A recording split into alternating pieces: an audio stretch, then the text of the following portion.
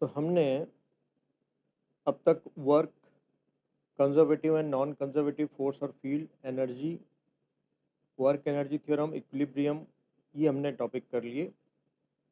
आज हम power, collision और circular motion in vertical plane complete करेंगे।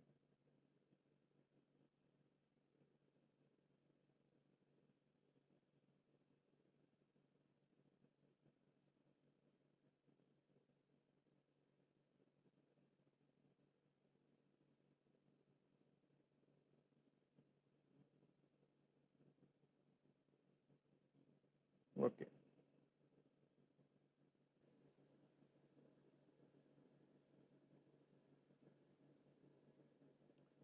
मान लो एक हेमिस्फीयर है हमारे पास।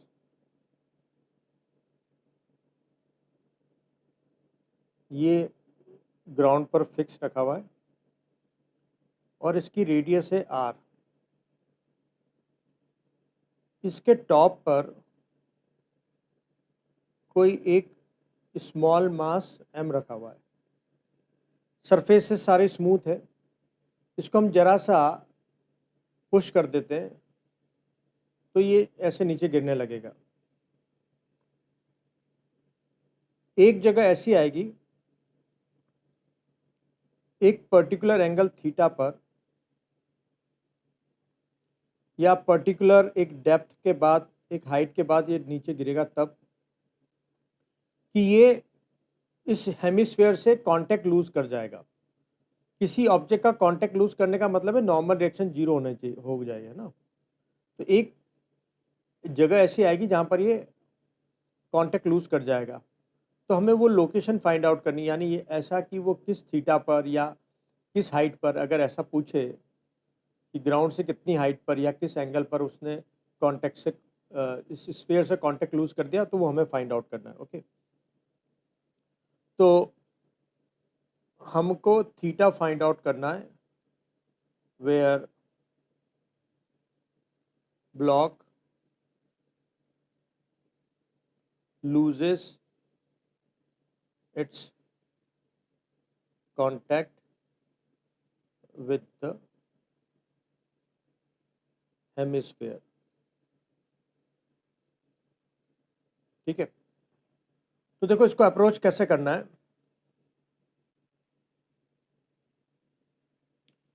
यहां पर सबसे पहले तुम एफबीडी बनाओ।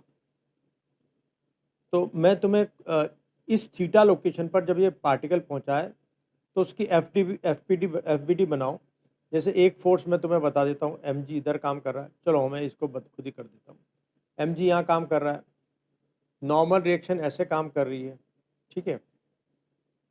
और प्लस क्योंकि ये सर्कुलर ट्रैक में चल रहा है तो यहाँ आते हुए इसने कोई वेलोसिटी अटेंड कर ली होगी, तो एक centrifugal force M V square by R भी काम करेगा। तो दोनों सेंटर से अवे काम करता है ना, क्योंकि हम इसकी फ्रेम ऑफ रेफरेंस में देख रहे हैं। तो इस पर अंदर की तरफ एक एक्सेलेरेशन लग रहा है, तो क्योंकि ये non inertial frame of reference है तो सूडो फोर्स हम यहाँ पर लेना पड़ेगा, M V square by R. ठीक है,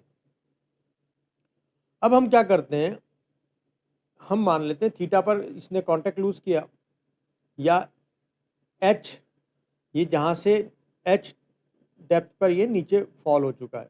ठीक है, तो अभी हम mg के दो कंपोनेंट ब्रेक करेंगे, एक यहाँ पर और एक इस डायरेक्शन में। अभी देखो ये थीटा है तो अल्टरनेट एंगल से ये भी थीटा हो जाएगा, है ना। ये दो पैरेलल लाइन होगी ना वर्टिकल, एक ये वाली वर्टिकल लाइन और एक ये वर्टिकल लाइन, और ये ट्रांसवर्सल है, तो अल्टरनेट एंगल। ठीक है, अब mg का थीटा डायरेक्शन में कंपोनेंट हो जाएगा mg cos थीटा, और इधर कंपोनेंट हो जाएगा mg sin थीटा। ठीक है, तो हमारे पास क्या चीज आई, तुम देखो इधर n plus M V square by R equal to M G cos theta. लेकिन क्योंकि कांटेक्ट लूज हो गया है तो n यहाँ पर कितना होगा, जीरो। तो हमारे पास आ जाएगा V square by R equal to G cos theta. ये हमारे पास हो जाएगा इक्वेशन 1, है ना। एम से एम हमने कैंसिल कर दी। और अब हमको इसमें देखो दो वेरिएबल है, हमें जी और आर तो पता है, हमको वी नहीं पता कि यहाँ तक आते हुए इसने कितनी वेलोसिटी ली, और थीटा एंगल नहीं पता। तो इसका मतलब हमको एक इक्वेशन की और जरूरत है थीटा फाइंड आउट करने के लिए। तो दूसरा हम law of conservation of energy से लाएंगे। तो दूसरा हम लाएंगे लॉ ऑफ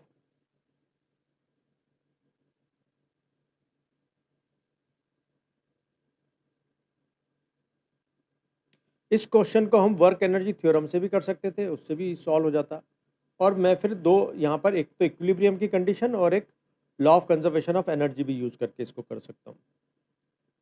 तो ये इस ब्लॉक की इनिशियल पोजीशन थी और ये फाइनल पोजीशन है।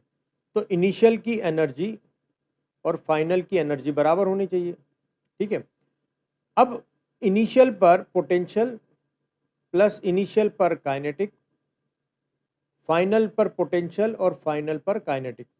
अभी मैं क्या करता हूँ, ये जो इनिशियल लेवल है इस पर पोटेंशियल एनर्जी को मैं जीरो सपोज कर लेता हूँ, ठीक है। तो मान लेते हैं ये एच हाइट नीचे गिरा, तो अभी इनिशियल पर तो पोटेंशियल जीरो और काइनेटिक भी जीरो क्योंकि ये रुका हुआ था। फाइनल पर पोटेंशियल एनर्जी हो जाएगी minus M G H plus kinetic हो जाएगी हाफ एम वी स्क्वायर। तो यहाँ से half M V square equal to M G H, ठीक है। तो एम से एम कैंसिल हो गया। अब ये जो एच है, देखो एच ये डिस्टेंस है, इस डिस्टेंस को कैसे निकालूं, यहां से लेकर यहां तक ये पूरा है आर। और तुम इस राइट ट्रायंगल में अगर देखो ये इसमें, तो ये हो जाएगा आर कॉस थीटा, है ना। इस राइट ट्रायंगल में देखो ये तो है आर रेडियस, ये है बेस और ये है हाइपोटेन्यूस। तो अगर मैं कॉस थीटा लगाता हूँ ना, कॉस थीटा इक्वल टू था बेस। बेस मान लो ये ओ है और ये वाले पॉइंट को मैं ए मान लूँ, तो ओ ए बेस अपॉन हाइपोटेन्यूस आर। तो ओ ए हमारे पास हो जाएगा आर कॉस थीटा, है ना। ये हमने ये लिखा ना, ये आर कॉस थीटा। तो एच निकालने के लिए हमको आर में से आर कॉस थीटा सब्ट्रैक्ट करना पड़ेगा। तो यहाँ पर एच जो हो जाएगा it is R minus R cos theta, okay. तो मैं यहाँ पर इसको लिख देता हूँ V square equal to 2g, R common निकाल के 1 माइनस कॉस थीटा, ठीक है। ये हो गया इक्वेशन दूसरा। तो हम क्या करेंगे, या फिर इसको ऐसा लिखो V square by R equal to 2g 1 minus cos theta, okay. ये इक्वेशन सेकंड बना लो। तो अभी इक्वेशन 1 और 2 में तुम देखोगे तो लेफ्ट हैंड साइड बराबर है, तो राइट हैंड साइड भी इक्वल होने चाहिए। तो हम अगली स्टेप में जी कॉस थीटा को 2g 1 माइनस कॉस थीटा के इक्वल लिख देंगे। तो G cos theta equal to G 2g 1 minus cos theta, okay. 2g 1 minus cos theta, okay. तो जी से जी कैंसिल हो गया, कॉस थीटा इक्वल टू 2 माइनस 2 कॉस थीटा, और ये इधर आएगा 2 कॉस थीटा, इधर आएगा तो 3 कॉस थीटा इक्वल टू 2। तो कॉस थीटा की वैल्यू हो जाएगी 2/3। अब एक ट्राइंगल बना लो, ठीक है। वैसे तो हमको यहाँ थीटा मिल गया, हम कॉस इनवर्स 2/3 ऐसा लिख सकते। तो हमको जिस एंगल पर इसने कॉन्टेक्ट लूज किया वो मिल गया है। हम बाकी की चीज़ें भी फाइंड आउट कर सकते थे। अगर ये हमसे ये पूछता कि ग्राउंड से कितनी हाइट पर छूटा, तो वो जो हाइट थी वो आर कॉस थीटा थी। तो ये जो एच है it is R cos theta. तो वो एच निकालना हो तो आर कॉस थीटा के बराबर है, कॉस थीटा की वैल्यू 2/3, तो 2r/3 पर ग्राउंड से इतनी हाइट पर ये कांटेक्ट लूज कर जाएगा। हम ऐसा भी कर सकते हैं। चेक करके बताओ, कोई डाउट हो तो क्लियर है क्या? पिछला पेज अगर चाहिए तो वो बता देना।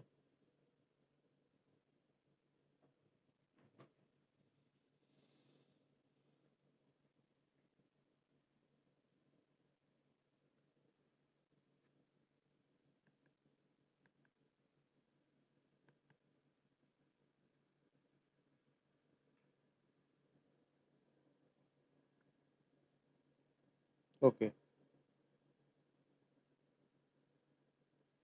नेक्स्ट देखें।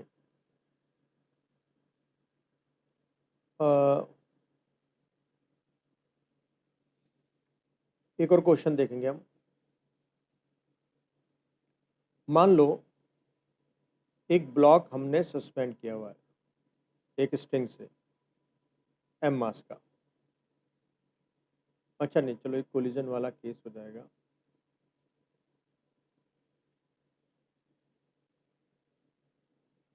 चलो हम कर सकते हैं इसको। एक बुलेट स्मॉल m मास की और वो v वेलोसिटी से चल रही थी, और ये हम ब्लॉक ले लेते हैं कैपिटल M मास का। तो बुलेट क्या करती है, इससे आर पार निकल जाती है और उसकी स्पीड हो जाती है v/3। तो क्वेश्चन ये है कि जब हम उसको फायर किया तो ये एक इम्पैक्ट की वजह से ऊपर की तरफ मूव कर जाएगा। तो हमको पता करना है कि ये जो कैपिटल M मास का ब्लॉक है वो कितनी हाइट से राइज कर गया। तो एक बार आप लोग ट्राई करेंगे, मैं तुम्हें हिंट देता हूँ इसको कैसे अप्रोच करो। जब भी ऐसा क्वेश्चन आए ना तो हमारे पास लॉ ऑफ कंजर्वेशन ऑफ, जितने भी हमारे कंजर्वेशन के लॉ हैं वो हमारी हेल्प करते हैं। जैसे इसमें एक तो law of conservation of linear momentum काम करेगा और दूसरा एक law of conservation of energy काम करेगा। तो एक बार तुम इसमें, तुमको अगर कुछ भी अप्रोच नहीं मिल रही तो तुम एक काम करो, इसमें एक तो law of conservation of linear momentum लगाओ और एक law of conservation of energy लगाओ।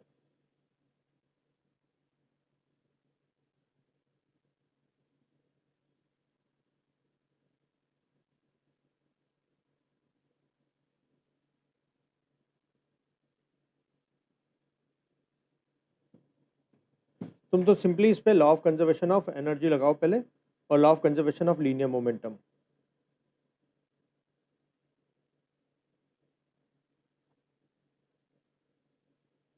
है ना, ये वाला जब खाली बुलेट चल रही है इसको आप इनिशियल पोजीशन, इनिशियल सिचुएशन माने, और जब वो कोलाइड कर गया तब फाइनल सिचुएशन माने। और फिर law of conservation of energy के लिए फिर ये इनिशियल हो जाएगी, ये सेकंड इनिशियल मानना और फिर ये फाइनल मानना। तो पहले तुम, जैसे हम law of conservation of linear momentum लगाएं अगर हम,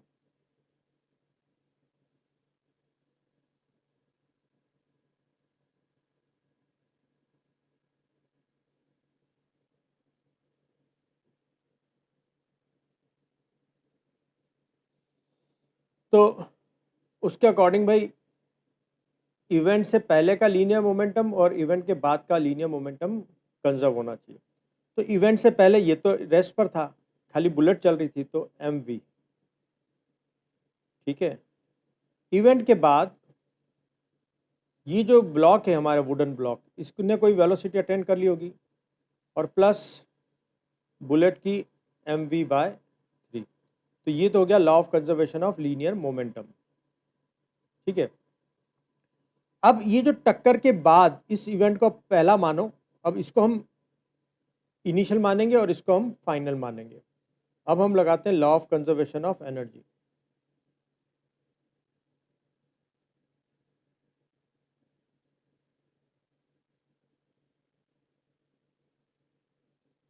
तो ये हमारे पास इवेंट से पहले की एनर्जी और इवेंट के बाद की एनर्जी बराबर होनी चाहिए।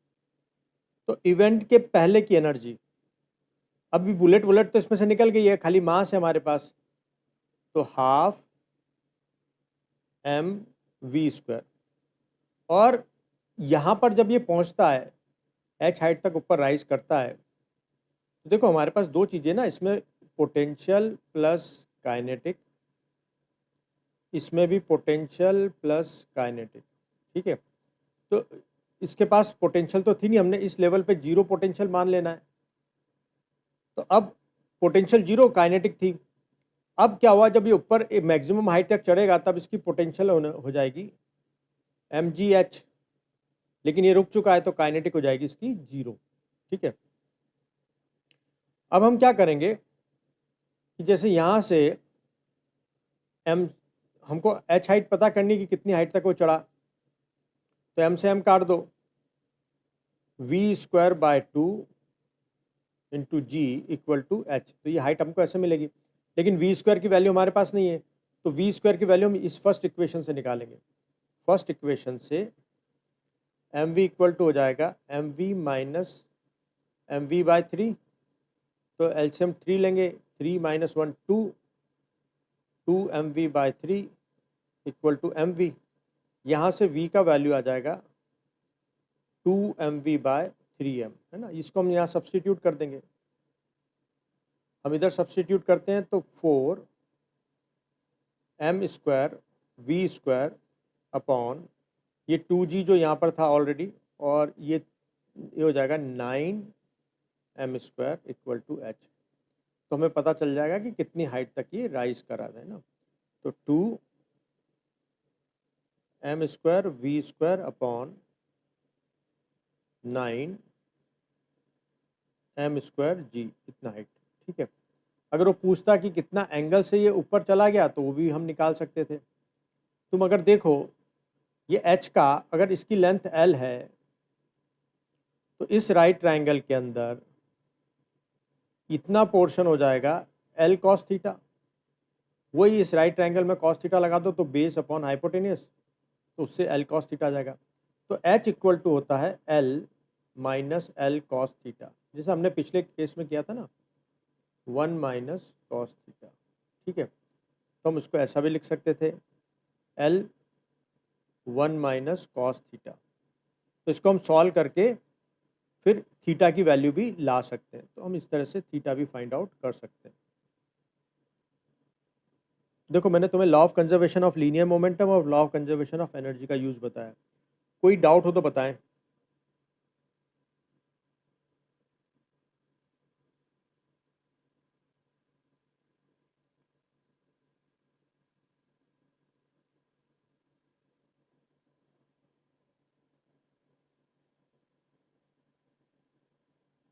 क्लियर है क्या बात?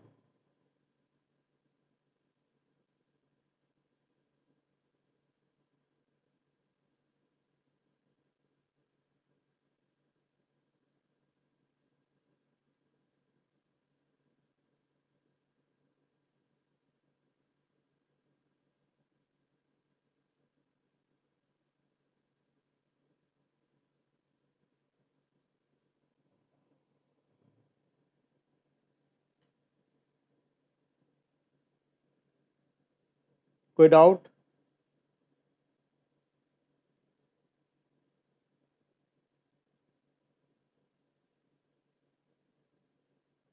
यहाँ तक क्लियर है क्या बात?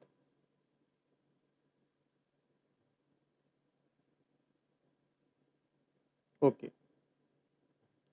हम नेक्स्ट चलते हैं। नेक्स्ट कॉन्सेप्ट है हमारे पास power.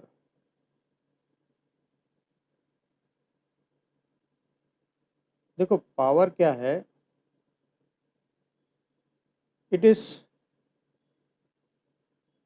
Rate of doing work, या हम इसको बोल सकते हैं rate of consumption of energy या rate of production of energy. It also define as rate of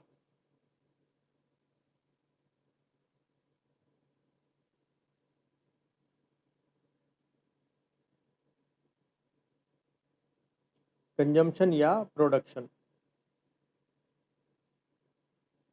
ठीक है। यानी basically P equal to work done upon time, ठीक है।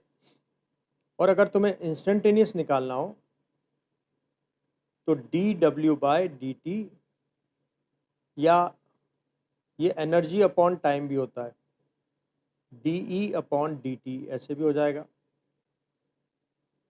फिर इसका एक फॉर्मूला और बन सकता है, D W upon D T क्या होता है, force dot displacement upon time, और डिस्प्लेसमेंट अपॉन टाइम होता है वेलोसिटी। तो फोर्स डॉट वेलोसिटी या एफ वी कॉस थीटा, हम ऐसे भी इसको बता सकते हैं। It is a scalar quantity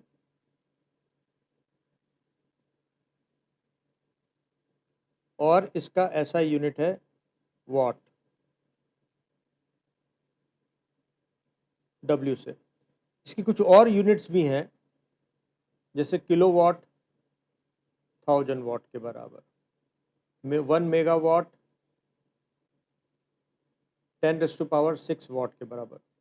1 horse power 746 वाट। तो ये इसके कुछ और यूनिट्स भी हैं। ठीक है, तो यहाँ तक कोई डाउट है क्या? चेक करके बताओ।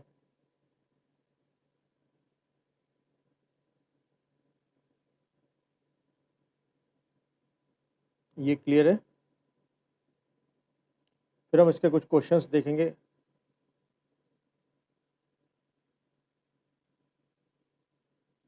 ओके,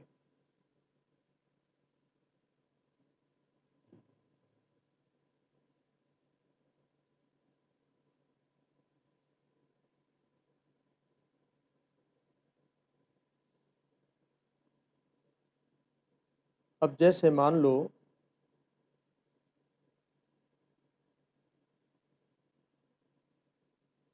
एक क्वेश्चन हम लेते हैं।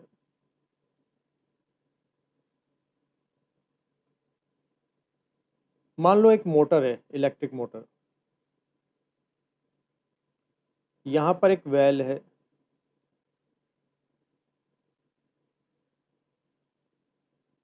इस मोटर को इस वेल में से पानी निकालना है, और एक वाटर टैंक है,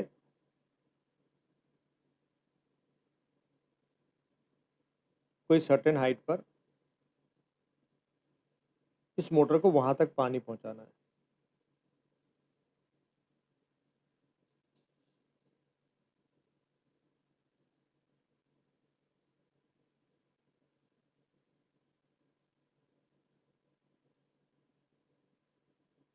ठीक है, इस पाइप का क्रॉस सेक्शन एरिया है ए, और इससे v स्पीड से पानी बाहर आ रहा है। ठीक है, अभी हम मान लेते हैं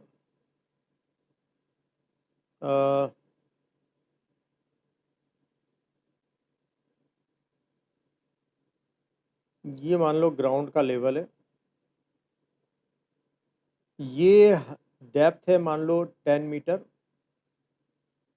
और ग्राउंड से ये हाइट हम मान लेते हैं मान लो 40 मीटर। ठीक है, और पानी की स्पीड हम ले लेते हैं 2 मीटर पर सेकंड से इसको आना है। पाइप का क्रॉस सेक्शन एरिया ले लेते हैं 0.01 मीटर स्क्वायर। ठीक है, तो हमको इसको वाटर को फिल करना है। अब ये जो मोटर है इसकी एफिशिएंसी हम मान लेते हैं 80%। 80% मतलब ये अगर 100 जूल की एनर्जी सॉरी, अगर ये 100 जूल की इलेक्ट्रिक एनर्जी लेती है, उसमें से 80 जूल का ही वर्क करती है ना। 100 में अगर इसको 100 इनपुट दोगे तो उसमें से 80 आउटपुट देती है। तो एफिशिएंसी का मतलब ये होता है, देखो एफिशिएंसी मतलब एफिशिएंसी आउटपुट अपॉन इनपुट होता है। जैसे यहाँ पर एफिशिएंसी 80% है, इसका मतलब आउटपुट ये 80 देगी जब इसमें इनपुट 100 का, यानी अगर ये इलेक्ट्रिक एनर्जी 100 जूल कंज्यूम करती है तो बदले में 80 जूल का तुम्हें वर्क देती है। ठीक है, तो इस मोटर की पावर लिखी हुई होती है, मोटर्स पे, मोटर के ऊपर पावर लिखी हुई होती है। जैसे मान लो पावर है 100 वाट, मतलब इसका मतलब है ये 100 जूल का वर्क करती है 1 सेकंड में। ठीक है, तो हमें इस मोटर की पावर फाइंड आउट करनी है कि इसकी पावर क्या होगी। ठीक, तो हमको पावर फाइंड आउट करनी, तो हमको ये पता करना है कि ये 1 सेकंड में कितनी एनर्जी यूज करती है, ये 1 सेकंड में कितनी एनर्जी यूज करेगी। तो हम पहले देख लेते हैं कि भाई पानी को 1 सेकंड में कितना पानी ये ऊपर ट्रांसफर करती है। ठीक है, यानी ये कितना वर्क डन करती है 1 सेकंड में। तो ये वर्क डन ही तो है, हमको निकालना है कि 1 सेकंड में इसने कितना वर्क डन किया। तो देखो, इसको पानी को 1 सेकंड में ये मान लो m अमाउंट का पानी ऊपर ले जाती है। कितनी हाइट होगी टोटल? ये हाइट होगी टोटल 50 मीटर। और हमको पता है कि ग्रेविटेशनल पोटेंशियल एनर्जी होती है mgh। तो इसको m मास का, अगर 1 सेकंड में ये m मास का पानी ले गई तो 1 सेकंड में इसको इतनी तो पोटेंशियल एनर्जी यूज करनी पड़ेगी। और 1 सेकंड में m मास का पानी बाहर आ रहा है v स्पीड से, तो उसकी काइनेटिक एनर्जी हो जाएगी हाफ m v स्क्वायर। तो टोटल इतना काम करेगी 1 सेकंड में। तो हमें बेसिकली पता लगाना है कि ये 1 सेकंड में कितने अमाउंट का वाटर बाहर निकालती है। हाइट हमारे पास है, वी भी हमारे पास है, हमारे पास समस्या क्या है, मास की। 1 सेकंड में कितना मास ये इसमें रिलीज करती है टैंक में, वो पता करना है। उसके लिए देखो, ये वो पाइप है जिसमें से पानी बाहर निकल रहा है v स्पीड से, और a इसका क्रॉस सेक्शन एरिया है। 1 सेकंड में अब देखो पानी जो निकलेगा वो सिलेंड्रिकल शेप में निकलेगा, क्योंकि सिलेंड्रिकल शेप में पाइप है। तो 1 सेकंड में मान लो ये एक क्रॉस सेक्शन एरिया का सिलेंडर बाहर आया, कितनी लेंथ का आएगा? देखो 1 सेकंड में कितना पानी बाहर निकलता है, 2 मीटर की स्पीड से। तो 1 सेकंड में 2 मीटर लेंथ का वाटर बाहर आ जाएगा। ठीक है, अब इस सिलेंडर का वॉल्यूम देखो, मास इक्वल टू होता है वॉल्यूम इनटू डेंसिटी, और सिलेंडर का वॉल्यूम होता है, एक सिलेंडर अगर तुम लोगे ए क्रॉस सेक्शन एरिया का और एच हाइट का, तो उसका वॉल्यूम होता है पाई आर स्क्वायर एच। ठीक है, ये इसका क्रॉस सेक्शन एरिया हो गया, लेंथ और ये हाइट होगी। तो cross section area into height, तो क्रॉस सेक्शन एरिया और इसकी हाइट कितनी है 2 मीटर, और पानी की डेंसिटी होती है 1000 kg।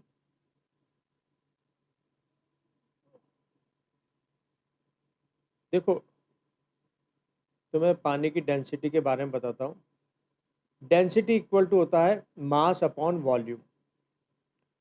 तो पानी की डेंसिटी होती है 1000 kg पर मीटर क्यूब, है ना। यानी पानी का 1 मीटर क्यूब का तुम क्यूब बनाओगे, यानी एक क्यूब बनो जिसकी लेंथ ब्रेथ और हाइट 1 मीटर हो,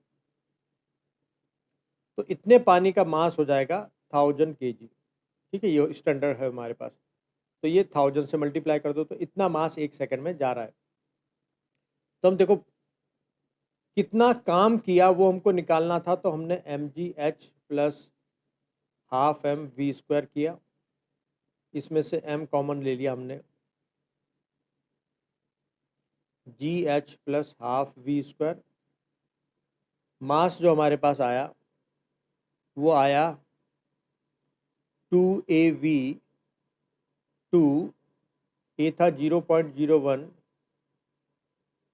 2A इंटू 10⁻³ जी की वैल्यू 10, हाइट है 50 प्लस हाफ, वी है 2, तो 2 टाइम्स 2 4, तो ये हो गया ये इतना। तो ये इसमें से तुम 2 जीरो यहाँ पर यूज़ कर लोगे तो ये हो जाएगा 20, 60 प्लस 2 62, नहीं 500 प्लस, तो ये हो जाएगा 20 इंटू 502। तो इतना जूल का वर्क डन किया मोटर ने। 502 इंटू 20, तो 0.00410, तो 10040 इतने जूल का काम किया।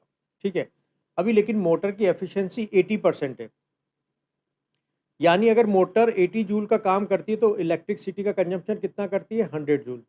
अगर मोटर 1 जूल का काम करेगी तो इलेक्ट्रिसिटी का कंजम्पशन कितना हो जाएगा, इतना जूल।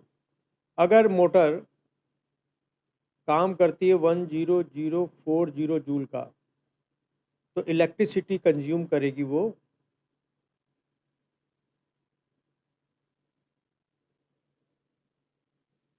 10040। तो 0 से 0 कैंसिल, और 4 टाइम्स 2, ये 4 से डिवाइड होगा कि नहीं पता नहीं, खैर चलो हम देख लेते हैं। या 2 4 टाइम्स और 2 5 जा 2 2, और 2 5 जा 10 0 0, फिर 2 से और करेंगे कितना, तो 25 10 इंटू 5 05 इतना। तो 1 सेकंड में जो ये इलेक्ट्रिसिटी का कंजम्पशन करेगी 12,550, जूल। तो यही मोटर की पावर हो जाएगी। मोटर की पावर हो जाएगी 1 2 3 12.55 किलो वाट। ठीक है, 1 मिनट।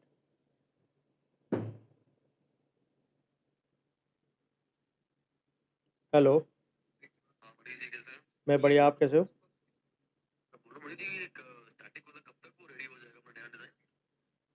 स्टैटिक वाला? मैं स्टैटिक पे तो अभी काम ही नहीं कर रहा था, वो शायद कुमारेश कर रहा है ना। मैं अभी फैक्ट्री में नहीं हूँ।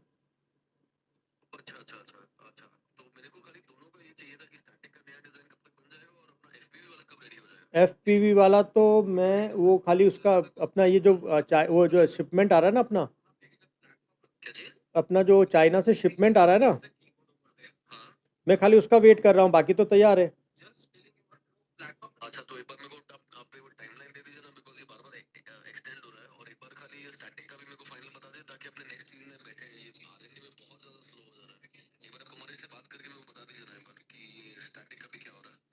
ठीक है, चलो पता करके बताता हूँ।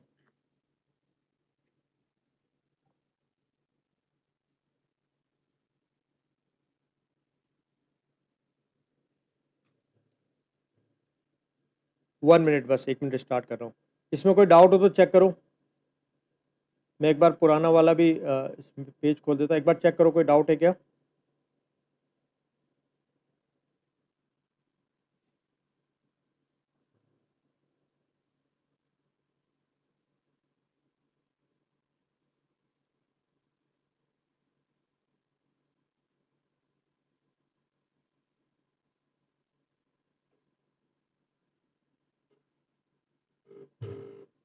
एक बार चेक करो।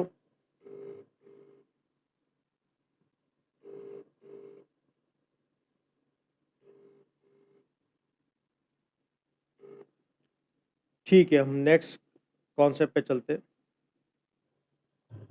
तो हम लोग अब आगे नेक्स्ट कॉन्सेप्ट पे चलते हैं। तो पावर की समझ में आ गया, पावर कैसे निकालते हैं। वर्क डन निकाल करके डिवाइडेड बाय टाइम कर दो तो उससे हमको पता लग जाता। जैसे एक क्वेश्चन अगर हम और करें कि मान लो एक कार है,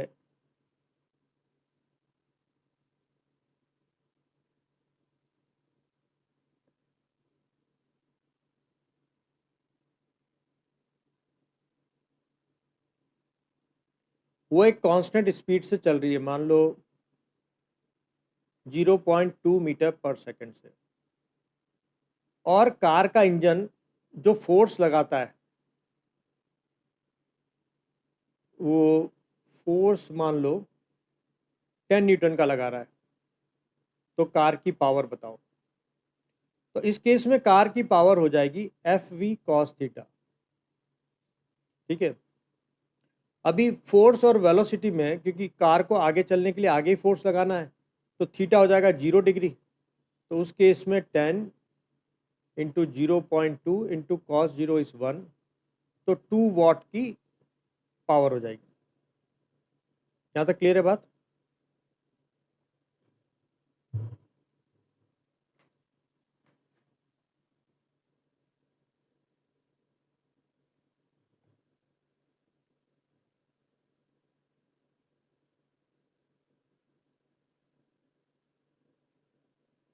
अब हम नेक्स्ट कॉन्सेप्ट देखते हैं, collision.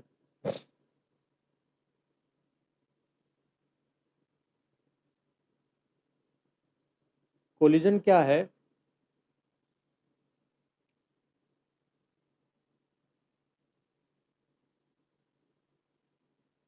When a large force acts between two objects for a very short interval of time, then phenomena is known as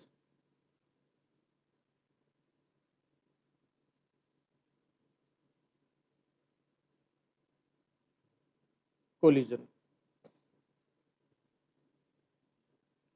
जैसे मान लो ये कोई एक बॉल ले लेते हैं, एक कोई ये दूसरी बॉल है, ये कोई स्पीड से आए और इससे टकरा जाए, तो ये कोलिजन हुआ। इसमें देखो फिजिकली कांटेक्ट हो रहा है, लेकिन कोलिजन में फिजिकल कांटेक्ट होना बहुत ज़रूरी नहीं होता। जैसे मान लो ये कोई गोल्ड का न्यूक्लियस है,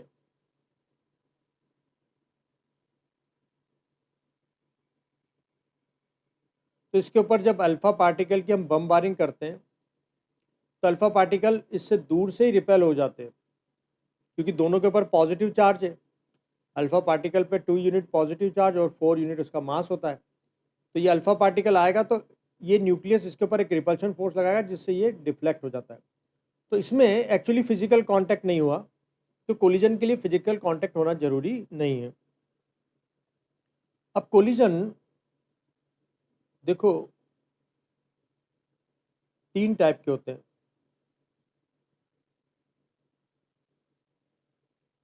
बेसिकली 2 टाइप के, एक को हम बोलते हैं इलास्टिक कोलिजन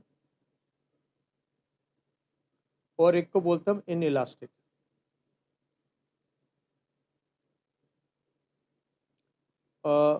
इन इलास्टिक को भी हम 2 कैटेगरी दे सकते हैं, एक इन इलास्टिक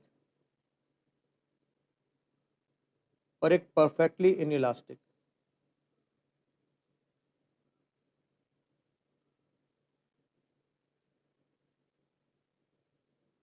अब ये पहला डिवीजन किस बेसिस पे किया है कि जिन कोलिजन में काइनेटिक एनर्जी कंजर्व रहती है, इसमें काइनेटिक एनर्जी में चेंज कितना आएगा, 0। मतलब काइनेटिक एनर्जी कंजर्व है, इसमें काइनेटिक एनर्जी चेंज हो जाती है, मतलब कोलिजन से पहले ज़्यादा होती है, कोलिजन के बाद कम हो जाती है। जैसे इसका एग्जांपल अगर हम देखें, मान लो एक रबर बॉल तुम एक सर्टेन हाइट से ड्रॉप करो और वो ग्राउंड से कोलाइड होकर के वापस उसी हाइट को अटेंड कर ले। मतलब देखो पहले उसके पास पोटेंशियल एनर्जी थी, वो सारी की सारी कन्वर्ट हुई काइनेटिक एनर्जी में। अब अगर उतनी काइनेटिक एनर्जी इसको कोलिजन के बाद मिल जाती है, मतलब इनिशियल और फाइनल काइनेटिक एनर्जी अगर बराबर रहती है, तो ये वापस उतनी हाइट अटेंड कर लेगा। तो ये इसमें काइनेटिक एनर्जी कंजर्व रहती है। इनइलास्टिक कोलिजन का एग्जांपल, जैसे मान लो तुमने एक बॉल को ड्रॉप किया एक सर्टेन हाइट से, और कोलिजन के बाद अगर उसकी काइनेटिक एनर्जी में लॉस होता है तो फिर वो उतनी हाइट अटेंड नहीं कर पाएगी, उससे कम हाइट में रह जाएगी। तो इसमें काइनेटिक एनर्जी का लॉस हुआ, तो ये inelastic collision. Perfectly inelastic collision में क्या होता है, जो ऑब्जेक्ट कोलाइड कर रहे हैं वो आप कोलिजन के बाद आपस में स्टिक हो जाते हैं। जैसे अगर तुमने एक बॉल को, एक मड की बॉल को तुमने एक मिट्टी का गोला बना लो, उसको छोड़ो, तो टक्कर के बाद वो उठ, जरा सा भी अगर ना उठे, जमीन से चिपक जाए, तो ये परफेक्टली इनइलास्टिक कोलिजन हुआ। आगे चलकर हम एक टर्म डिफाइन करेंगे, कॉफिशिएंट ऑफ रेस्टिट्यूशन। इसमें कॉफिशिएंट ऑफ रेस्टिट्यूशन की वैल्यू होती है 1, इसमें कॉफिशिएंट ऑफ रेस्टिट्यूशन होता है 0, और इसमें कॉफिशिएंट ऑफ रेस्टिट्यूशन की वैल्यू 0 से तो बड़ी होती है लेकिन 1 से कम होती है। ठीक है, इसको हम इस तरह से पहचानते हैं। अब हम बात करेंगे कॉफिशिएंट ऑफ रेस्टिट्यूशन की।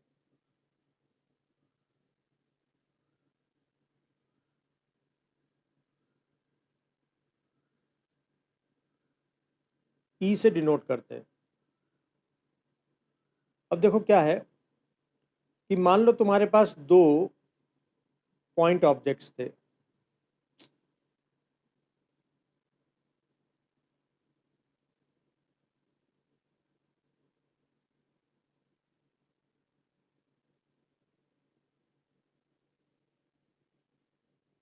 एक है m1 मास का, मान लो ये u1 से चल रहा है, ये है m2 मास का, मान लो इसकी स्पीड है u2। ये बीच में कहीं इनका कोलिजन हो गया,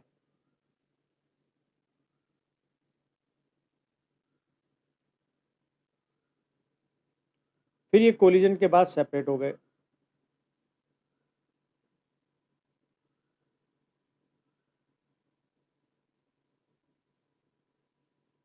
तो ये कोलिजन के पहले का इवेंट है,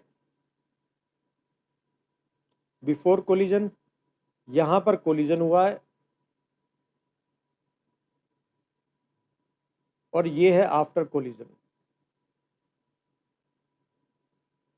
देखो, जैसे मान लो ये स्पीड होती है, मान लो 10 मीटर पर सेकेंड, और ये होती है मान लो 8 मीटर पर सेकेंड, और टक्कर के बाद मान लो इसकी हो जाती 6 मीटर पर सेकेंड, और इसकी हो जाती मान लो 10 मीटर पर सेकेंड। तो ये दोनों टक्कर से पहले एक रिलेटिव वेलोसिटी से पास में आ रहे हैं। हर सेकंड इनके बीच की जो डिस्टेंस है 2 मीटर कम हो रही है, तो रिलेटिव वेलोसिटी 2 मीटर पर सेकंड। तो रिलेटिव वेलोसिटी ऑफ अप्रोच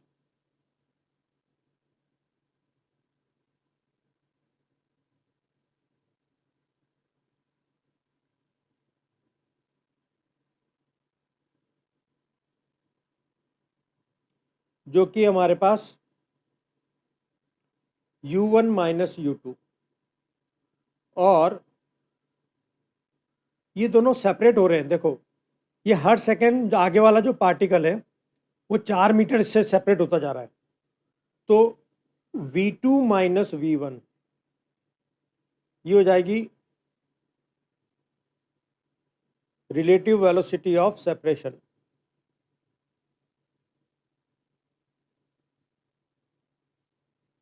ये जो रेशियो है रिलेटिव वेलोसिटी ऑफ अप्रोच, वो उल्टा कर दिया, रुको,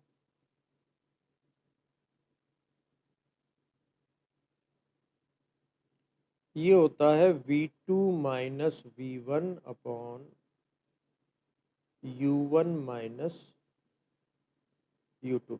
relative velocity of separation to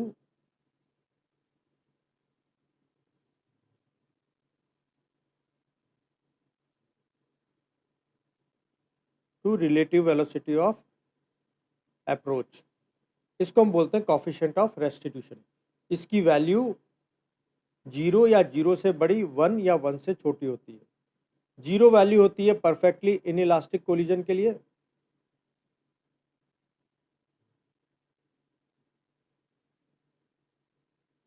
और 1 होती है इसकी परफेक्टली इलास्टिक कोलिजन के लिए, और बाकी 0 से बड़ी और 1 के बीच में लाई करती है फॉर इनइलास्टिक।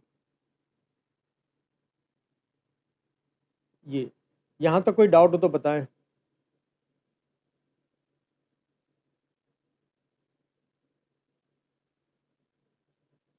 यहाँ तक क्लियर है बात? एक बार चेक कर लो।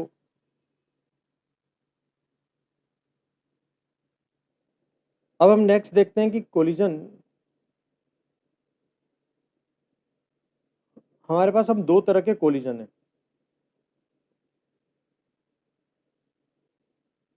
एक हेड ऑन और एक ऑब्लिक।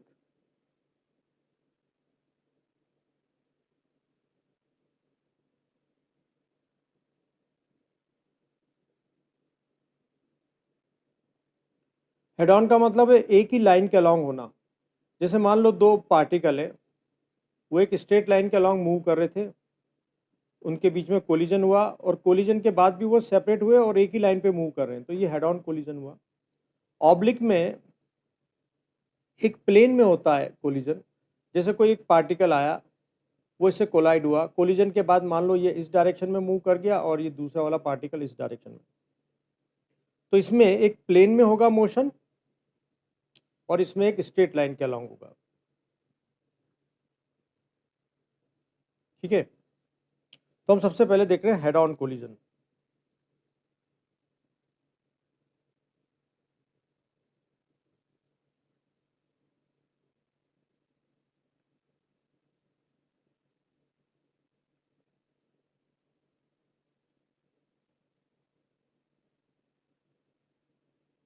मान लो एक पार्टिकल है हमारे पास m1 मास का, u1 वेलोसिटी से मूव कर रहा है।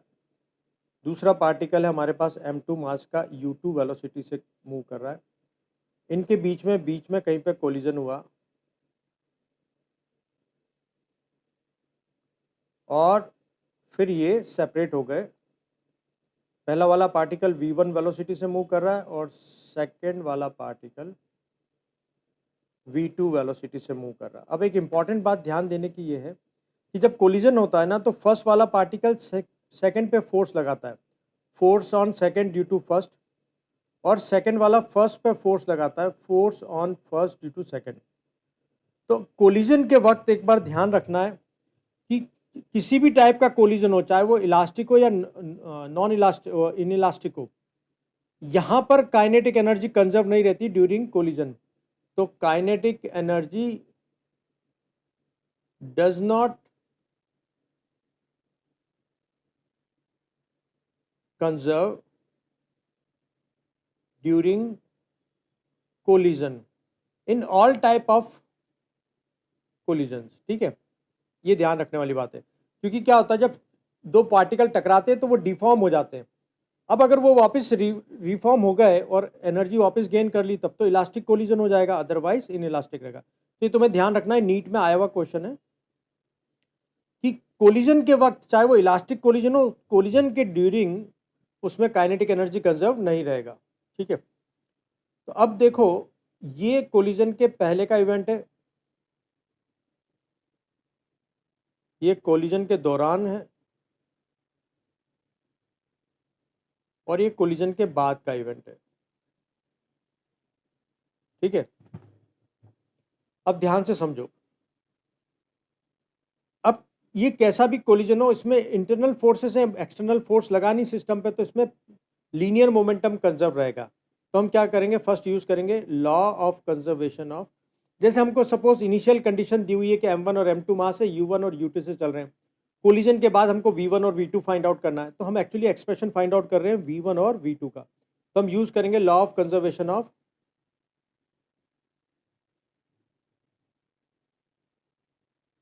Linear momentum.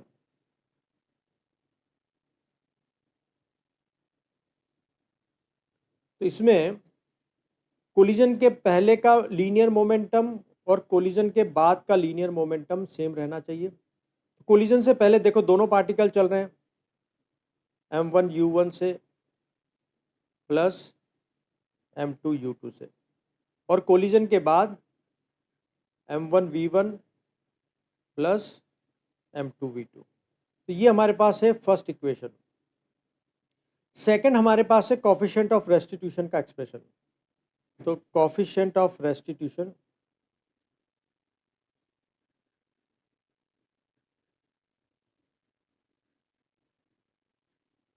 ई हमारे पास हो जाएगा v2 minus v1 upon u1 minus u2। अब देखो तुम्हें अगर v1 फाइंड आउट करना है तो ये अपने पास सेकंड इक्वेशन बनेगा। देखो इसको रीराइट कर लेते हैं अपन, इसको रीराइट करके ऐसा लिख सकते हैं v2 minus v1 equal to E u1 minus E u2। तो अगर मैं इस सेकंड इक्वेशन में से v2 का वैल्यू v1 प्लस ई u1 minus E u2 first equation में डाल दूं तो मुझे v1 का वैल्यू आ जाएगा। देखो कैसे, from equation 1 and 2।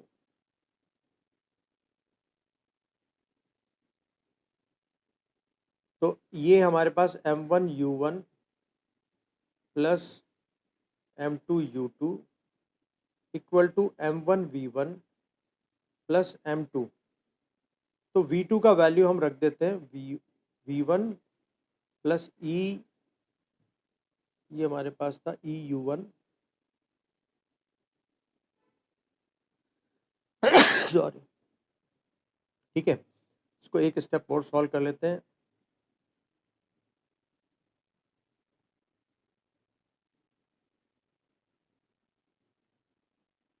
m2 v1 plus E m2 u1 minus m2 E u2। ठीक है, इसमें इस v1 के टर्म को छोड़ के बाकी सारे उधर पहुंचा दो। तुम देखो इसमें u1 और u1 कॉमन है, तो हम इसमें से u1 कॉमन निकाल लेंगे। तो m1 ये जब इधर आएगा एक्सप्रेशन तो माइनस के साइन के साथ हो जाएगा माइनस ई m2, और इन दोनों में से हम u1 कॉमन निकाल लेंगे, प्लस इसमें और इस टर्म में u2 कॉमन निकाल लेंगे, ये इधर आएगा तो प्लस हो जाएगा। तो m2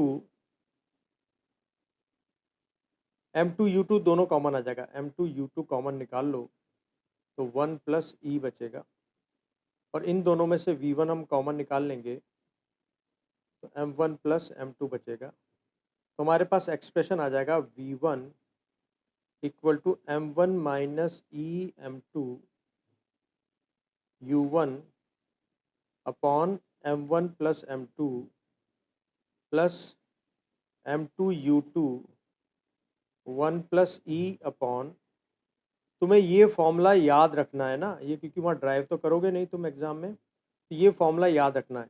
सिमिलरली V2 तुम्हारे पास हो जाएगा M2 माइनस ई M1 U2 upon M1 plus M2 plus M1 U1 1 plus E upon M1 plus M2। तो ये हो गया तुम्हारे पास V2। ठीक है, देखो इसमें कोई डाउट हो तो बताएं, इसमें कोई दिक्कत हो तो बताएं। ओके, अब इस पे बेस्ड एक क्वेश्चन करेंगे।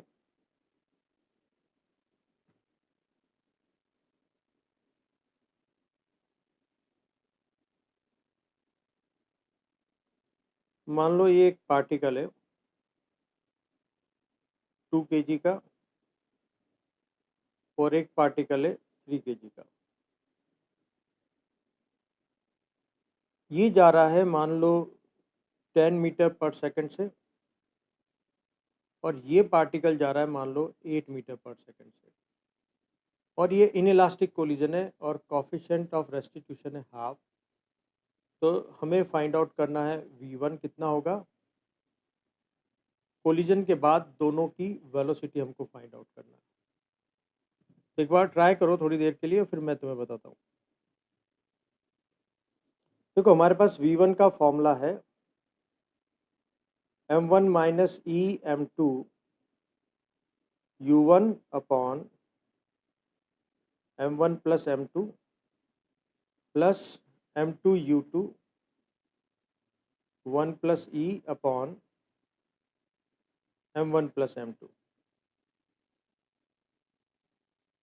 तो M1 हमारे पास कितना है 2, माइनस ई है half into 3 upon M1 plus M2 is 5, U1 is 10i plus M2 है 3 और 1 प्लस हाफ, और U2 है हमारे पास 8i अपॉन 5। तो ये हो जाएगा 1/10 इंटू 10i कैप प्लस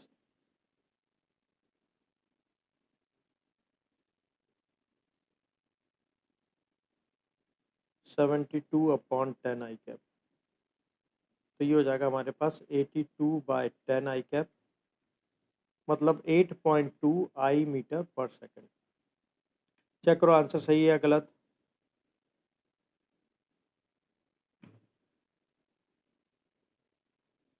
इसी तरह से V2 भी निकाल लेना। चेक करेंगे, देखो आंसर सही है या गलत। एक क्वेश्चन और मैं दे रहा हूँ, V2 तो फाइंड आउट कर लेना आप। मान लो 2 kg इधर जा रहा है 10 मीटर पर सेकंड से, और एक पार्टिकल 4 kg का इस तरफ आ रहा है 2 मीटर पर सेकंड से। ये पार्टिकल A है और ये पार्टिकल B है। तो तुम्हें फाइंड आउट करना है B की फाइनल वेलोसिटी। ट्राई करेंगे, देखो ट्राई कर लिया होगा आपने, अब चेक करो उसको। ये V2, V2 कैसे निकलता है M2 माइनस ई M1 upon U2 upon M1 plus M2 plus M1 U1 1 plus E upon M1 plus M2। Okay, तो ये है हमारे पास 1 और ये है 2, तो m2 मतलब 4 माइनस, अच्छा इसमें कोफिशिएंट ऑफ रेस्टिट्यूशन हमने हाफ लेना था, half into m1 is 2, u2 is -2i, है ना। अगर हमने ये डायरेक्शन x मानी है तो ये -2i हो जाएगा, तो हमें यहाँ वेक्टर साइन के साथ डालना है 6 प्लस m1 है 2, u2 है 10i, 1 प्लस हाफ अपॉन 6, तो ये हो जाएगा 3 -6i अपॉन 6 प्लस ये हो जाएगा हमारे पास 2 से 2 30/6i, तो -i 5i, तो ये हो जाएगा 4i मीटर पर सेकेंड। चेक करो कोई डाउट है क्या। कुछ स्पेशल केसेस हम देखते हैं यहाँ पर।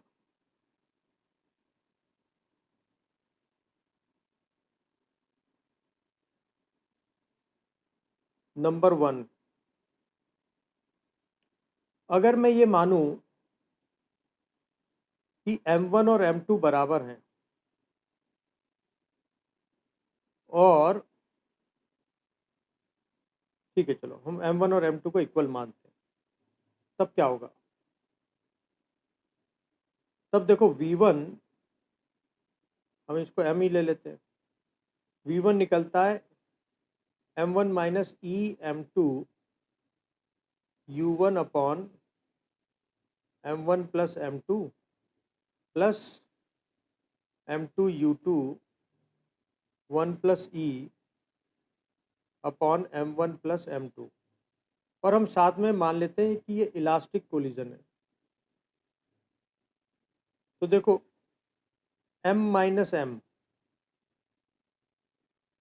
u1 upon 2m plus m into u2 2 upon 2m, तो ये m माइनस m जीरो हो जाएगा, प्लस 2 से 2 m से m कट जाएगा तो u2, तो v1 किसके इक्वल हो जाएगी, u2 के इक्वल।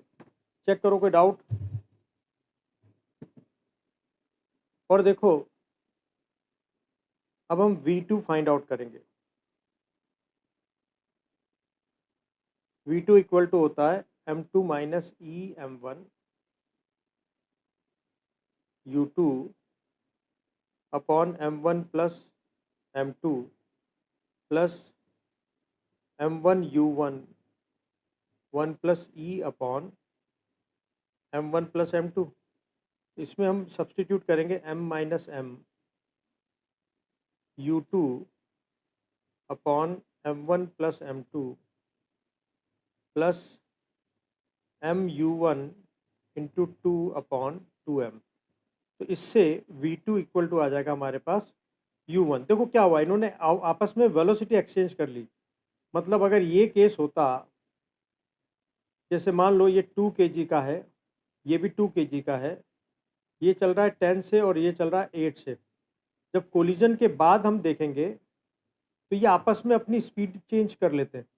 अब पीछे वाले की हो जाएगी 8 और आगे वाले की हो जाएगी 10, ठीक है। तो इन्होंने क्या करा, अपनी इनिशियल वेलोसिटी एक्सचेंज कर ली। किस कंडीशन में, जब दोनों का मास सेम है और इलास्टिक कोलिजन है। तो ये फर्स्ट केस हो गया, इलास्टिक कोलिजन, और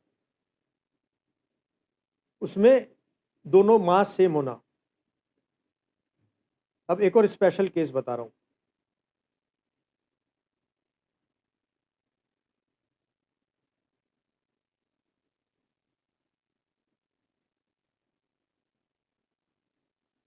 मान लो m1 मास बहुत बड़ा हो m2 से और m2 रेस्ट पर हो। जैसे एग्जाम्पल के लिए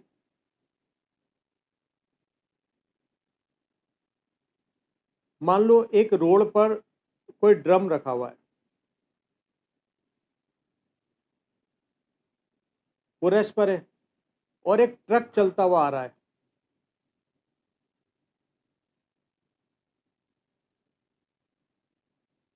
अब ट्रक इसके कंपैरिजन में बहुत हैवी है, ये m1 मास है और ये m2 मास है और ये रेस्ट पर है, और मान लो ये u1 से चलता आ रहा है, तो v1 कितनी होगी वो चेक कर लेते हैं।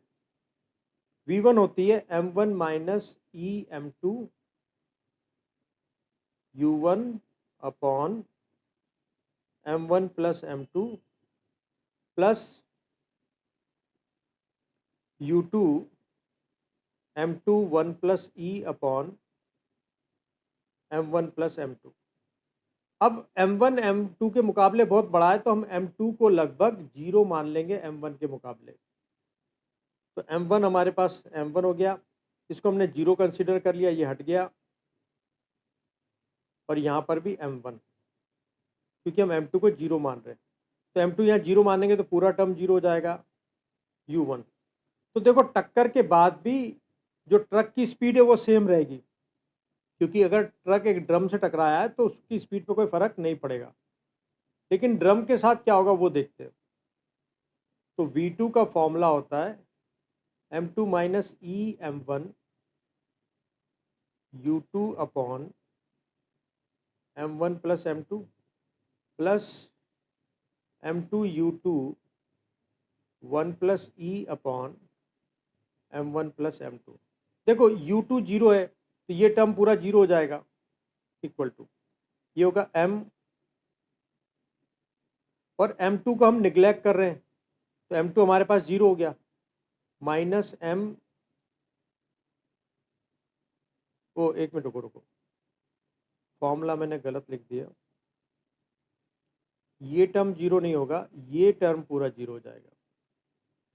तो m2 m1 मतलब m, u1 और 1 प्लस 1 2 अपॉन m2 को निगलेक्ट कर दिया m, तो डबल ऑफ u1। तो ये जो ड्रम है ये ट्रक की स्पीड से डबल उछल जाएगा, ठीक है।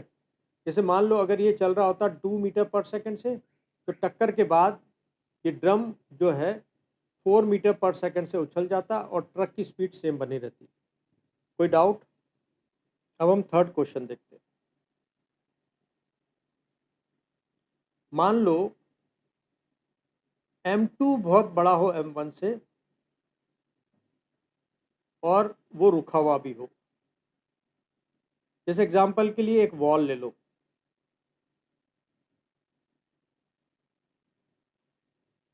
और एक बॉल लो, बॉल मान लो u1 से आ रही है और m1 मास की है, और ये वॉल है हमारे पास जो कि रुकी हुई है।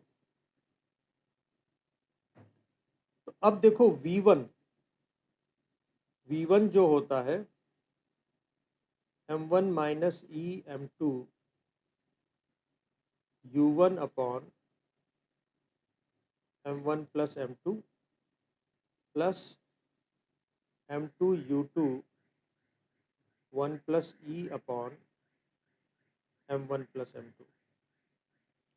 अब हम m1 को 0 मानेंगे तो ये 0 हो गया, माइनस E1 हम कोफिशिएंट ऑफ रेस्टिट्यूशन 1 ले लेते हैं, m2 is m2 u1 upon, हम m1 को निगलेक्ट कर रहे हैं, m2 के सामने तो 0 हो गया, m2 प्लस u2 0 है तो पूरा टर्म 0, माइनस u1। इसका मतलब बॉल जो है जितनी स्पीड से आई थी उतनी स्पीड से लेकिन डायरेक्शन बदल लेगी, माइनस u1 हो जाएगा। होता भी यही है ना, एक वॉल से बॉल को टकराओगे तो वो जिस स्पीड से आती है उससे अगर इलास्टिक कोलिजन है तो उसी स्पीड से वापस अपनी डायरेक्शन बदल लेगी। और वॉल की स्पीड पे क्या फर्क पड़ेगा?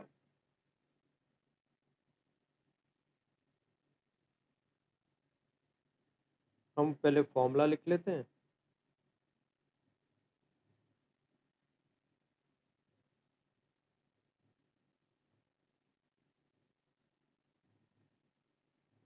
इसमें देखो हमारे पास u2 तो 0 है, पूरा टर्म 0, फिर हमने m1 को 0 ही मान रखा था तो ये भी 0, तो पूरा 0। तो इसका मतलब वॉल अपनी जगह से हिलेगी नहीं, जो कि हम एक्सपेक्ट कर रहे थे ऐसे ही तो होगा। अगर m2 बहुत मैसिव हो in comparison to first object तो फिर ये केस होता है।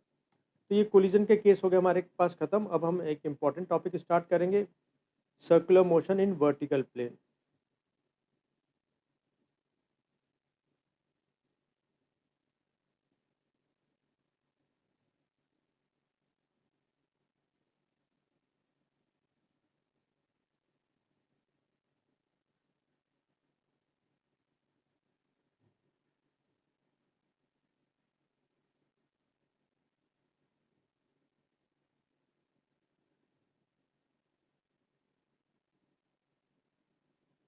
देखो, एक तो ये होता है हॉरिजॉन्टल प्लेन, इसमें ग्रेविटी का रोल मोशन पे फर्क नहीं डालता। एक होता है वर्टिकल प्लेन, ऐसे। अब ग्रेविटी फोर्स काम कर रहा है इस केस में ना, तो हमको यहाँ ग्रेविटी भी कंसीडर करनी होगी। तो हम क्या करते हैं, हम यहाँ पर 3 इक्वेशन ऑब्टेन करेंगे और इसी इक्वेशन का यूज़ करके तुम किसी भी टाइप के क्वेश्चन को सॉल्व कर सकते हो। मान लो ये एक्स एक्सिस और ये है वाई एक्सिस। हमने क्या किया, एक सिंपल पेंडुलम लिया, उसको यहाँ ओरिजिन से सस्पेंड कर दिया,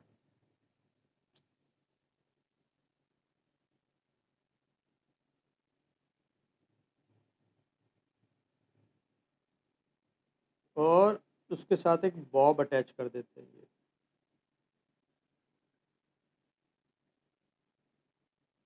अब है ना,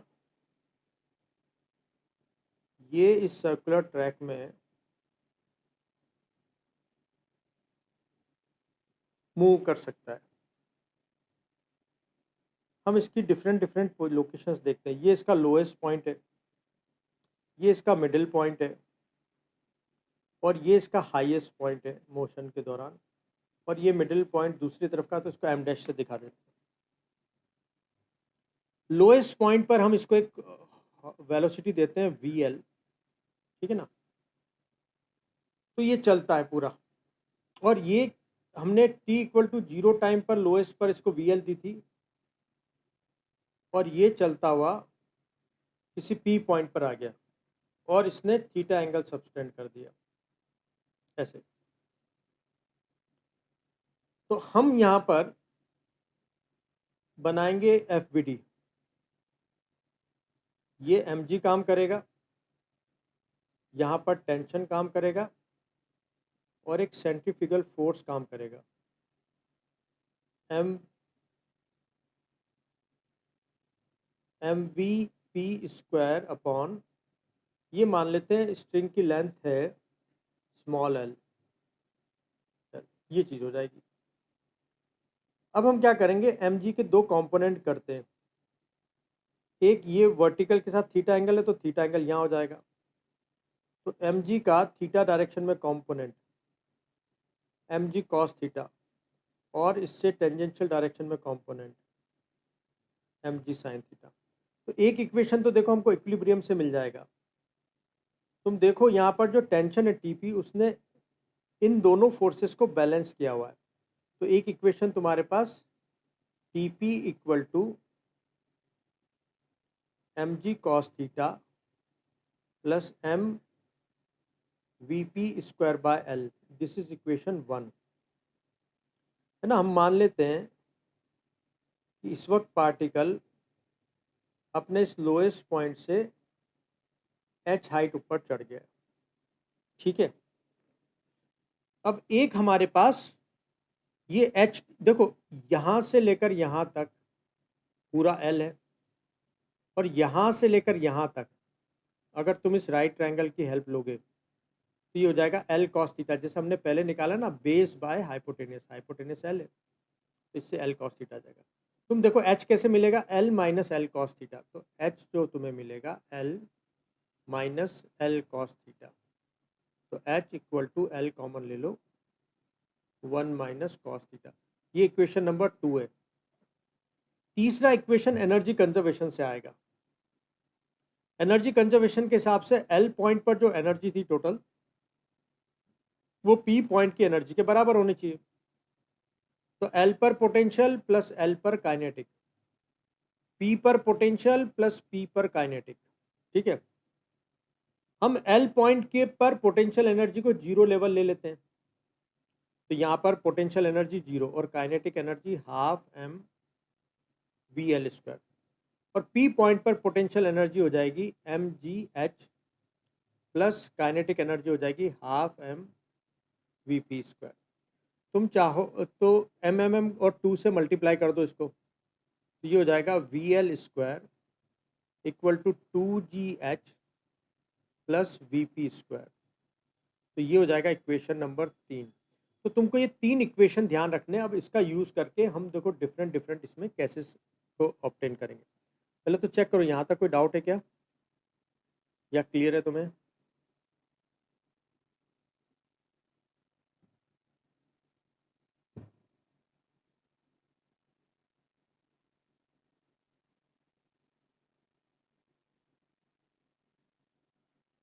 कोई डाउट हो तो बताएं।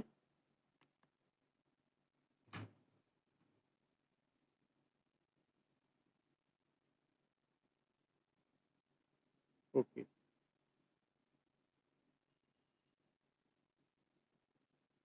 अब देखो हम इसके डिफरेंट केसेस निकालेंगे। अब इसका जो मोशन होता है ना वो 3 तरह का हो सकता है, यानी इसकी जो ट्रेजेक्ट्री है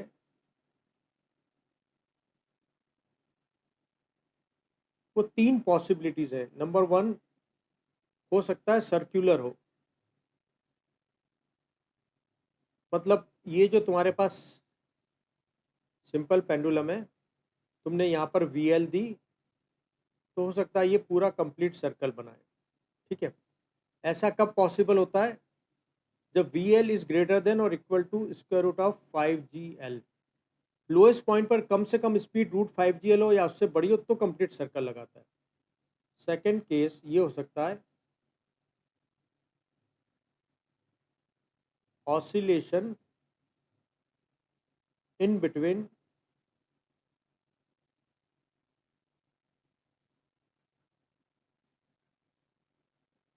एम एंड एम डैश, है ना।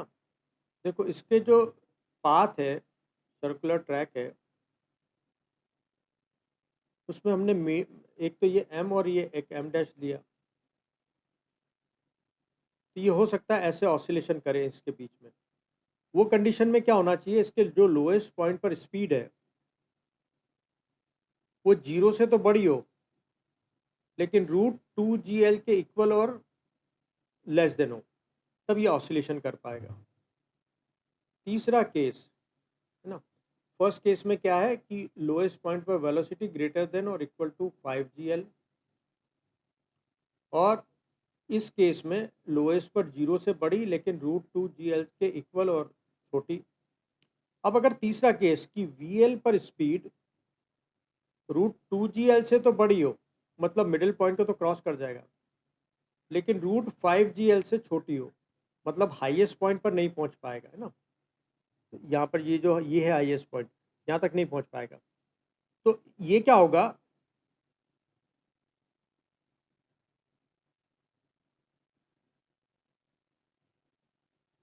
ये इसका लोएस्ट पॉइंट है, यहाँ पर हमने VL दी, तब ये मिडिल पॉइंट को तो क्रॉस कर जाएगा लेकिन हाईएस्ट पर नहीं पहुंचेगा। यहाँ बीच में कहीं पर, ये मान लेते हैं थीटा एंगल पर, ये सर्कुलर ट्रैक छोड़ देगा, ठीक है, और पैराबोलिक पाथ में चलता हुआ गिर जाएगा। तो यहाँ पर क्या करेगा, it will leave circular track at Q, ये कोई Q पॉइंट पर ऐसा होगा, and will fall in parabolic path.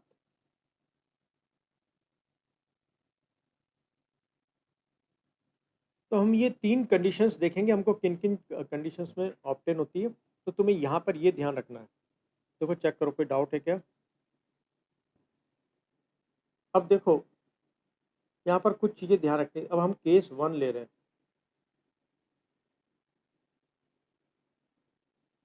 For circular trajectory.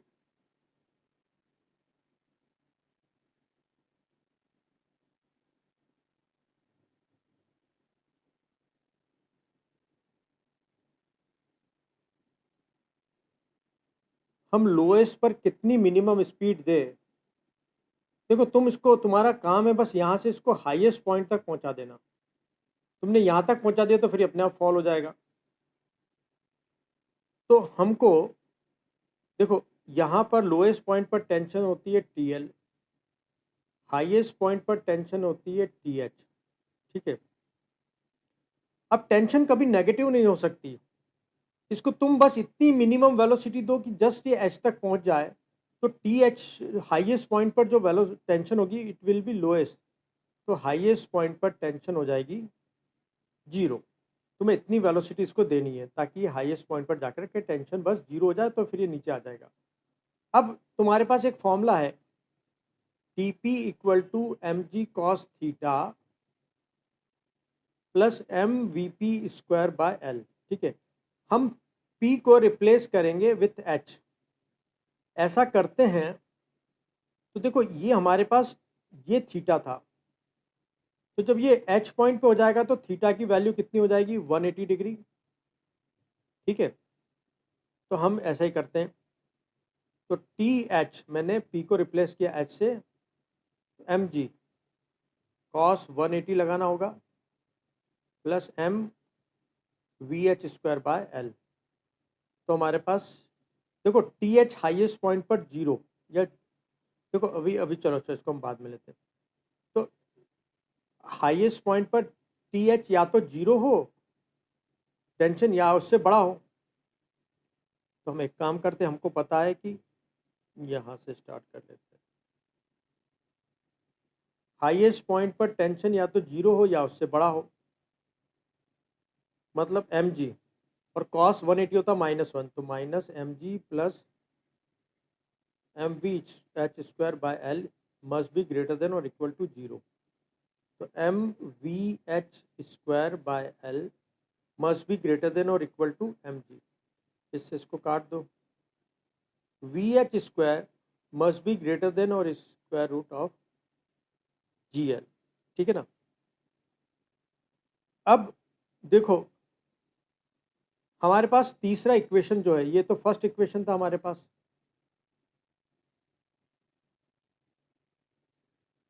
हमारे पास थर्ड इक्वेशन है VL square equal to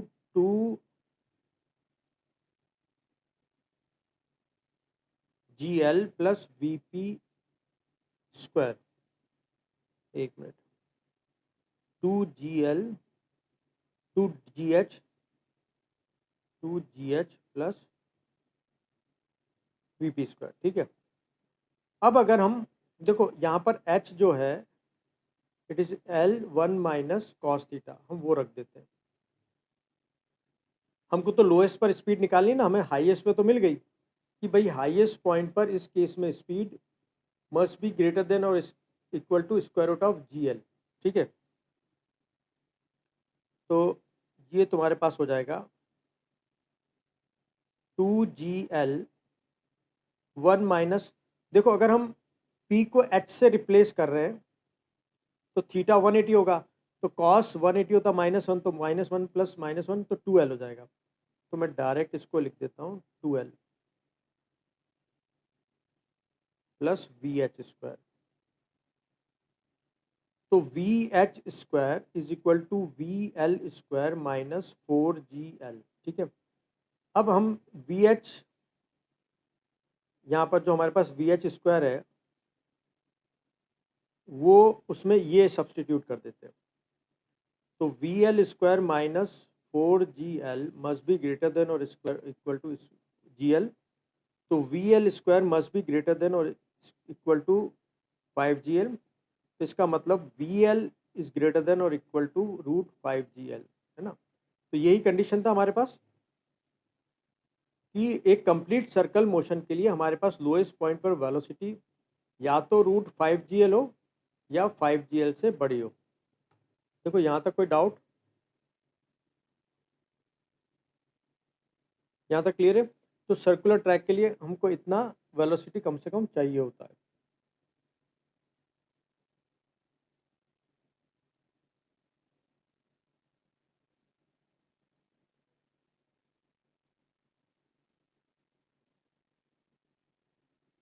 okay, अब हम इसका सेकंड कंडीशन देख रहे हैं, ऑसिलेशन वाली।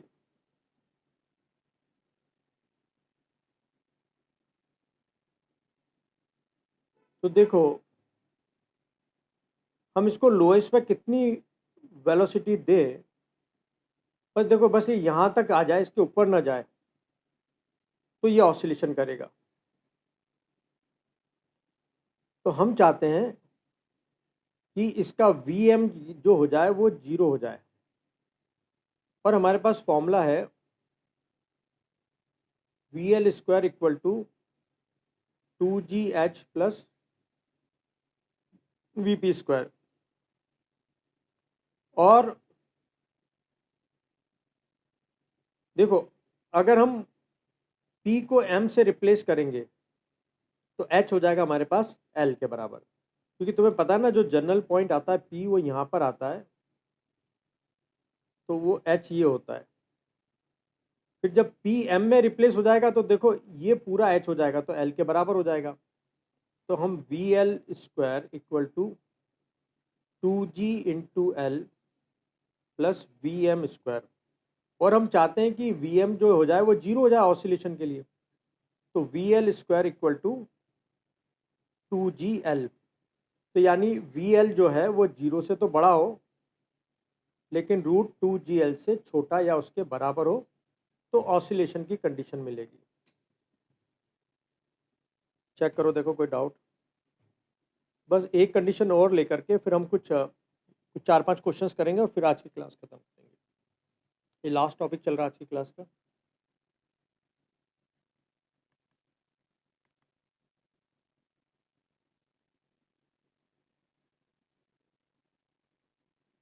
देखो क्लियर है?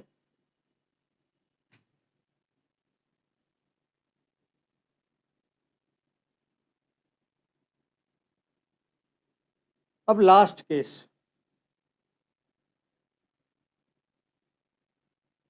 भाई अगर लोएस्ट पॉइंट पर वेलोसिटी √2GL से तो बड़ी हो, मतलब मिडिल पॉइंट को पार कर जाए, लेकिन हाईएस्ट पॉइंट तक ना पहुंचे, तो उस केस में क्या होता है?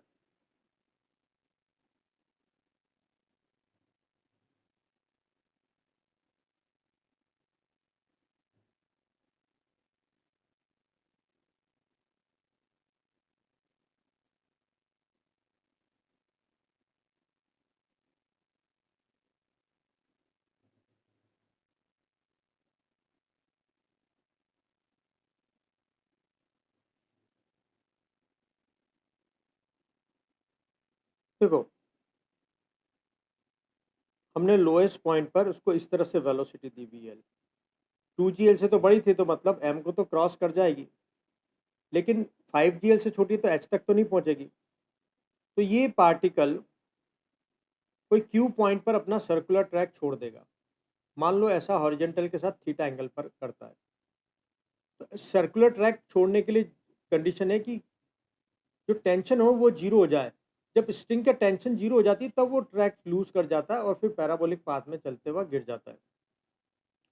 तो अभी यहाँ पर अगर हम देखें, मान लो Q पॉइंट पर उसने ऐसा किया, इसको अपन अल्फा ले लेते हैं, तो हमको एक तो नहीं पता कि वो कितने अल्फा पर छोड़ा उसने सर्कुलर ट्रैक, और इस वक्त इसकी वेलोसिटी कितनी है ये भी हमको नहीं पता, तो हमको ये भी निकालनी है। तो हम पहले यहाँ पर FBD को कंसीडर कर लेते हैं। देखो यहाँ पर अपन एक काम करते हैं, हमारे पास फॉर्मूला है कि TP equal to mg cos theta plus MVP square by L। हम P पॉइंट को रिप्लेस कर रहे हैं Q से, तो थीटा हमारे पास रिप्लेस हो जाएगा अल्फा प्लस 90 डिग्री से ना, क्योंकि देखो ये है 90 डिग्री और प्लस अल्फा एंगल, और तो हम TQ equal to mg cos 90 plus alpha plus MVQ square by L। अब जो TQ है वो हमारे पास 0 हो जाता है, तो ये 0 इक्वल टू mg। देखो ये सेकंड क्वाड्रेंट है 90 प्लस थीटा, यहाँ पर कॉस नेगेटिव होता है तो नेगेटिव, और ये ऑड मल्टीपल है तो साइन अल्फा।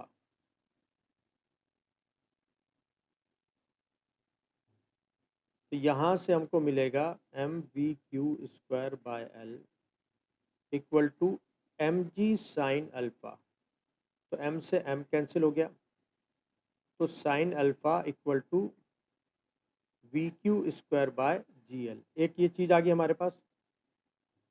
दूसरा, हम law of conservation of energy लगाएं तो वी एल स्क्वायर जो हमारे पास थर्ड इक्वेशन है, V L square equal to 2GH plus V P square. अगर हम P को रिप्लेस कर रहे हैं विथ Q तो H हो जाएगा। देखो H यहाँ से यहाँ तक की टोटल हाइट है, तो यहाँ से यहाँ तक तो होगी L, और ये हाइट हमको चाहिए। तो इस ट्राइंगल के अंदर तुम साइन अल्फा देखो, परपेंडिकुलर अपॉन हाइपोटेनियस। तो ये जो परपेंडिकुलर है ये हो जाएगा L साइन अल्फा। तो H की वैल्यू जो हो जाएगी वो L plus L sine alpha. ये इसमें सब्सटीट्यूट कर देते हैं। V L square equal to 2G L 1 plus sine alpha into V Q square. तो यहाँ से साइन अल्फा का वैल्यू उठा करके हम यहाँ रख देंगे तो हमें वी क्यू मिल जाएगा। वी क्यू मिल जाएगा तो फिर हम साइन अल्फा भी निकाल लेंगे। तो यहाँ पर अगर हम देखें V L square equal to 2GL 1 plus V Q square upon GL। इसको फिर अब वैल्यू के साथ तो हम सॉल्व करना आसान होता है, लेकिन हमारे पास ये दो इंपॉर्टेंट इक्वेशंस आएंगे। इसकी हेल्प से हम वो एंगल भी निकाल पाएंगे और वो वेलोसिटी भी निकाल पाएंगे। यहाँ तक कोई डाउट हो तो बताएं। इसके बाद हम बस कुछ क्वेश्चंस देख रहे हैं।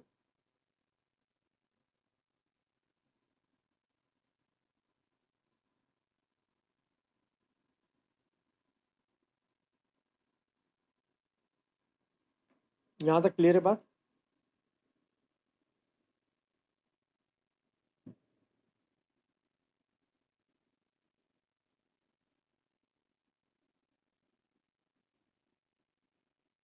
देखो क्वेश्चन है नेक्स्ट। मान लो हमने क्या करा, एक सिंपल पेंडुलम लिया,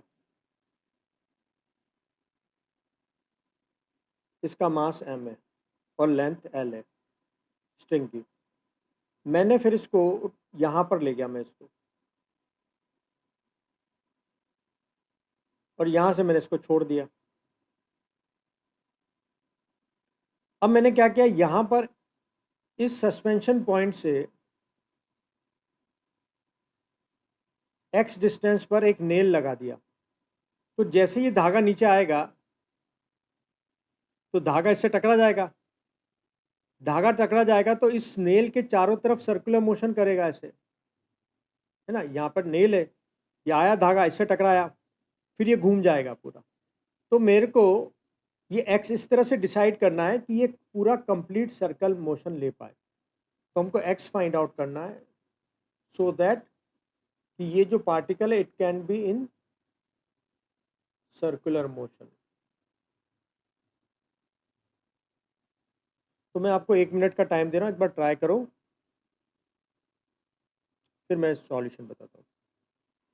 देखो जब ये यहाँ पर आया तब इसकी रेडियस अब हो जाएगी L माइनस एक्स, ठीक है। और हमको पता है कि लोएस्ट पर सर्कुलर मोशन पे कितनी होनी चाहिए, कम से कम स्पीड 5GL, कम से कम इतनी स्पीड हो या इससे बड़ा हो, ठीक है। तो सर्कुलर मोशन कर रहा है, इसका मतलब लोएस्ट पॉइंट पर जो स्पीड है it must be equal to और ग्रेटर देन 5G और L माइनस एक्स हो जाएगा, क्योंकि यहाँ की रेडियस L माइनस एक्स है, ओके। अब देखो एनर्जी कंजर्वेशन लगाते हैं, ये इनिशियल पोजीशन है, ये इसकी फाइनल पोजीशन है। तो एनर्जी कंजर्वेशन के हिसाब से इनिशियल और फाइनल पर एनर्जी बराबर होनी चाहिए। यहाँ की पोटेंशियल, यहाँ की काइनेटिक, यहाँ की पोटेंशियल और यहाँ की काइनेटिक। तो अभी मैं अगर इसको जीरो लेवल मानूं, लोएस्ट पॉइंट को जीरो एनर्जी, तो ये L हाइट पर m मास है, तो पोटेंशियल एनर्जी हो जाएगी mgl प्लस हमने वहाँ इसको रिलीज किया तो इनिशियल वेलोसिटी जीरो थी तो काइनेटिक जीरो। लोएस्ट पॉइंट पर आया तो पोटेंशियल जीरो हो गई, लेकिन काइनेटिक हो गई half M V L square. तो एम से एम कैंसिल कर दिया, तो V L square is equal to हो जाएगा तुम्हारे पास 2GL। अब वी एल जो होना चाहिए वो इससे बड़ा या इसके इक्वल होना चाहिए, तो हम इसको यहाँ पर वी एल हमारे पास आ गया √2GL। तो इस इक्वेशन 1 में मैं इक्वेशन 2 की वैल्यू सब्सटीट्यूट कर देता हूँ। तो √2GL must be greater than और equal to square root of 5GL minus X. दोनों साइड का स्क्वायर कर लेते हैं। 2GL must be greater than और equal to 5GL minus X. तो G से G कैंसिल हो गया। अब यहाँ पर हमारे पास बचेगा, यहाँ पर कर लेते हैं,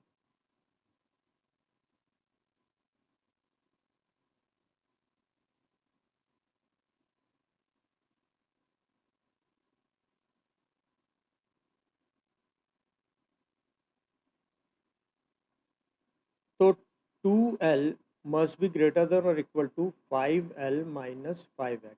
ठीक है, 5x को इधर लाते हैं और 2x इधर गया तो ये हो जाएगा 3L। तो x must be greater than और इक्वल टू 3L/5। तो अगर वो हमसे मिनिमम वैल्यू पूछता कि x मिनिमम कितना होना चाहिए तो हम बोलते 3L/5। तो ये हमारे पास आंसर होता है। चेक करो कोई डाउट। देखो एक इंक्लाइन प्लेन है,